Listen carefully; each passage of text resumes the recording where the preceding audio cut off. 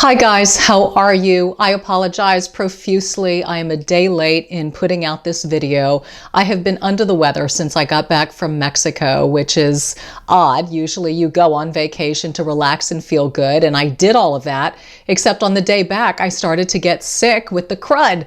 So I guess better that it happened on the day that I left instead of the day that I got there. But nonetheless, I've been unable to speak coherently without coughing, so it's the first chance that I've had to talk. I've got a hot tea on standby in case I need it, but I wanted to be able to put out a video this week and not miss. I hate being late. I like being on time and consistent. It sort of goes with my ritualistic ways. But at any rate, here I am with a faded tan and bleached out hair talking Christmas. Apropos, I wanted to share with you an idea. It was actually something that I recently had written about in an issue of Houston Pet Talk magazine. If you're from the Houston area, maybe you've seen it.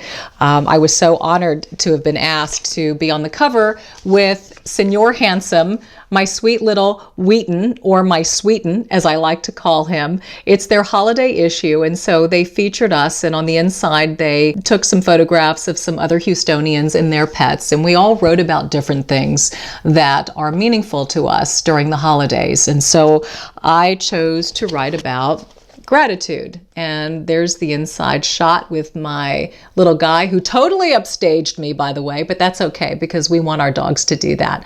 I wrote about gratitude for a very important reason. And it really hit me one night when I got home from work. I usually get home very late, about 11 o'clock at night. And it was a long day, morning carpool, a luncheon to MC, my work schedule, some holiday shopping. And I'll tell you what, I was absolutely beat. And I get home and my little guy is just laying there and he sees me and he gets up filled with excitement and joy. He comes up, he puts his paws on my shoulders. He's wanting his neck and his belly scratched and he's so happy to see me. He hadn't seen me all day. And it was his expression of gratitude. And it was so sweet and so simple. And yet it put a smile on my face. And it made me realize that sometimes the sweetest and the simplest of things are the things that touch us most. So that led to my article. And I've always been a writer by nature. Even as a child, I always wrote. It was a cathartic process for me. I enjoyed putting my thoughts on paper. And as I thought about the holidays and how we rush around like, chickens with our heads cut off, trying to find the perfect gift, the right candle, the right picture frame, the right this, the right that, and we lose ourselves in the process, it made me think how something as simple as a personal note from you to somebody you love, how impactful, how meaningful, and how treasured something like that can truly be. And so I chose to write about that, and I call it a love letter to our parents, our children, our spouses, a like letter to a friend, really spelling out the things that are meaningful. So this is what I'm encouraging you to do, to think about maybe, is to write a very touching and personalized letter to somebody that you love and that you care about, and make that a gift from the heart. So that's why I'm calling this a DIY gift from the heart this Christmas. And there are a couple of things that I encourage you to do. First of all, I always have a stash of stationery here at the house. And this is by Embossed Graphics. I ordered it online, but it's just personalized, simple stationery, has my name on it, but it's nice. It's something elegant with a personal touch. And I like the way that it looks and feels. Find yourself a nice, quiet corner in your home. For me, my office is my space. That chair right there, that chair brings me happiness. I sit in that chair, I read and I write. This is my little nook and my corner in the house. And so this is where I like to do my reading and my writing. Grab a nice pen, make yourself comfortable, and really think about what it is that you want to express to somebody. So for instance, if you're writing a letter to a parent, and if you are blessed and fortunate enough to still have a parent or parents on earth with you, boy, take advantage of that and write them a letter that expresses your thanks and your gratitude for what they gave to you. I will say this hands down, no parent is perfect. We all have issues. We all have parental issues, but there are things about our parents that we cherish and we adore, things where they went above and beyond. Maybe it was special special trips that you took with your family, or certain things that you did, things that you cooked or prepared, or discussions that you had, or laughters or funny moments, things that you haven't really brought out into the open and discussed frequently. This would be a great opportunity to let them know how much those memories mean to you, and the memories that you will trigger in them by expressing that appreciation, that thanks, and that gratitude for their sacrifice as a parent, what they gave to you, the time, the effort, the energy, the love, and the memories. And I think that is such an important gift to be able to give to our parents, especially on Christmas.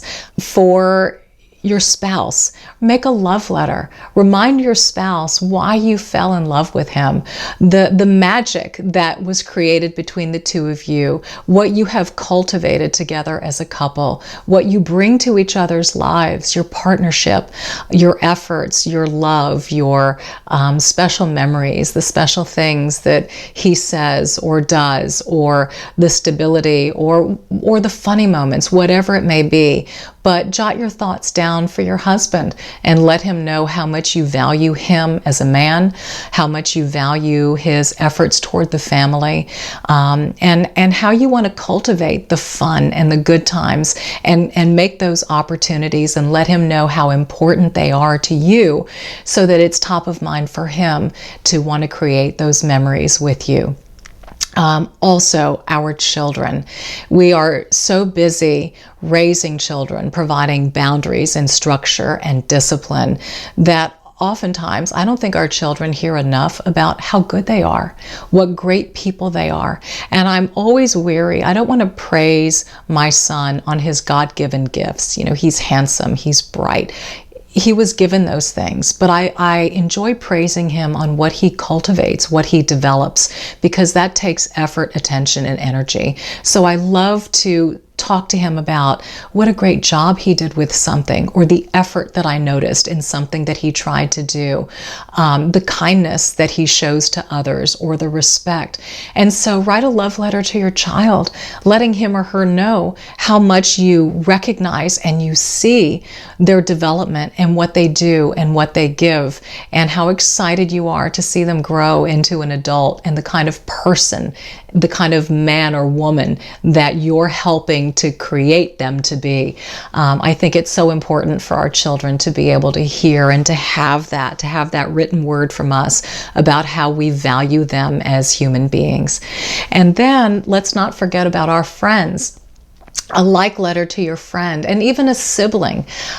Talk about when you first met, if it's a friend, what brought you two together, the moments that you've shared, how that friend has been there for you, how you've been there for them, things that you've done together, funny times, boyfriends, memories, hijinks, whatever it may be. But just take that opportunity and express to your friend how grateful you are for that friendship. I'll tell you what, good friends are hard to come by. We may have lots of acquaintances in life, but people to whom we can bare our souls and truly share everything inside of us without fear of judgment, without fear of any wrongdoing whatsoever, to be fully transparent and to hand that person trust, that trust of your heart and soul, I think is a really big deal. And for somebody to prove themselves over the years to be able to handle that delicately and with grace and with the care that it deserves, that's rich in my book. And I think it's important we value our friends and we let them know how much we value them. So write a like letter to your friend or your sibling and let them know how precious they are to you and how much they mean to you and how grateful you are to have them in your life.